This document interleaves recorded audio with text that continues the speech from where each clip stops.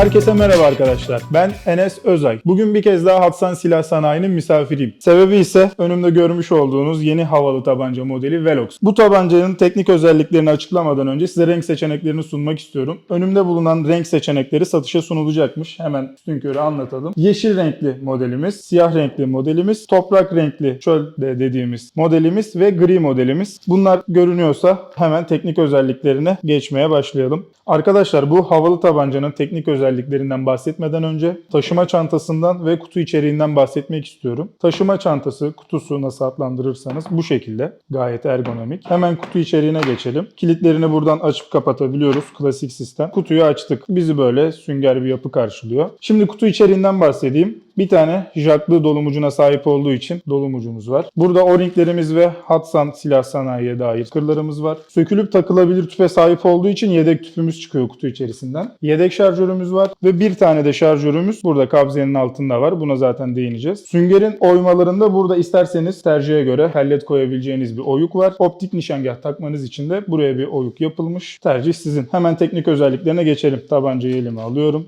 Arkadaşlar tabancanın tam uzunluğu 29 santim. Namlu uzunluğu ise 14 santim. Genel ağırlığı boş şekilde 1 kilo 250 gram. Şimdi dipten uca tekrar gelelim. Kabzemiz ergonomik. Kabzenin altında söylediğim gibi yedek şarjör için yuvamız mevcut. Bu bir artı sağlamış. Bu arada değinmeden geçmeyelim. Tabancamız yarı otomatik. Bolt değil, her atıştan sonra kurmamıza gerek yok. Şarjör bitene kadar atış yapabiliriz. Her zaman anlattığımız gibi tabancanın üstünde 11 ve 22 mm'ye dair optik nişangahımız var. Yalnız bunun gez arpacığı gayet güzel. 3 noktadan oluşan fiber optik bir gez arpacığa sahip. Gez de arpacık da kendi içerisinde ayarlanabilir. Sadece gez ayarlanmıyor. Bunda arpacık da ayarlanabiliyor. Kurma kolumuz burada. Şarjör yuvamız burada. Endeksli şarjör kullanılıyor. Hatsan'ın bazı diğer modellerinde olduğu gibi. 3 farklı kalibre üretilecekmiş. 4,5 mm, 5,5 mm, 6,35 mm.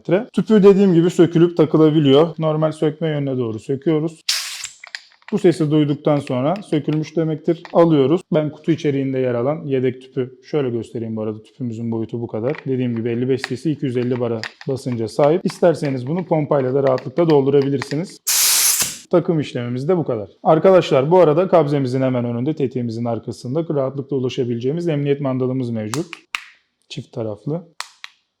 Aynı zamanda namlu ucundaki aparatı söktüğümüzde 1'e 2 UNF diş var. Böylelikle moderatörü de takabiliriz. Biraz sonra moderatörü de takar gösteririz. Arkadaşlar tüpümüz bu arada hemen bahsedelim. 55 cc 250 bar. Ortalama 2 şarjöre yakın atış yapmak imkanı sağlıyor. 250 bar ve 100 bar aralığında. Kronisini de yapar, onu da sunarız. Tabancamızın özellikle benim değinmek istediğim bazı yerleri var. Tetiği. Tetiği acayip geliştirilmiş. Müsabaka tetiğine yakın bir tetik diyebilirim. Çok yumuşak. Reset mesafesi de çok kısa. Onu da atış videolarında göstereceğim. Şu an kapalı alanda olduğumuz için göstermek istemiyorum. Aynı şekilde hava basıncımızın, tüpteki kalan havanın görüneceği manometremiz burada. Dolumucumuz da burada. Dolumucu her zaman Hatsan'ın diğer modellerinde olduğu gibi koruma kapağıyla birlikte geliyor. Şimdi tabancayı böyle gösterelim. Dilerseniz ben bir de moderatör takayım, yani susturucu takayım. Bir de o şekilde bakın. Benim yanımda olan moderatörü takıp hemen size göstereceğim.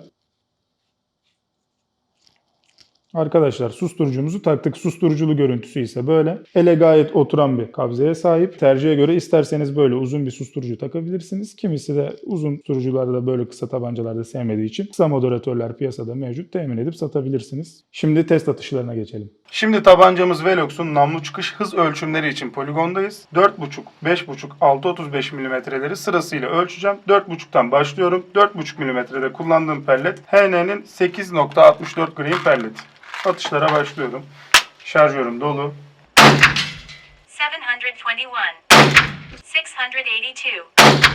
721, 682, 691, 676, 677, 656, 638, 655.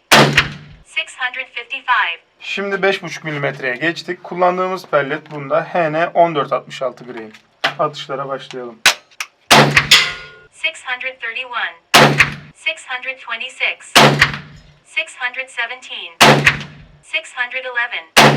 617, 611, 587, 597, 591, 583. Şimdi Velox'un 6.35 kalibresine geçtik. Bunda kullanacağımız HN markasının 20.06 green pelleti. Atışlara başlıyorum.